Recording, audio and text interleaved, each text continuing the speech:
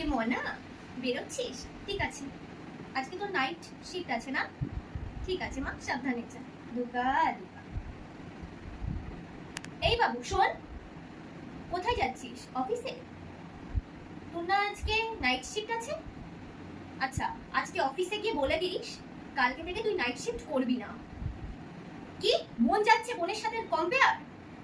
কালকে আজকে গিয়ে অফিসে বলে দিবি কালকে থেকে তুই নাইট শিফট করবি না, রাত্রেবেলা বেরোনো তোদের বন্ধ।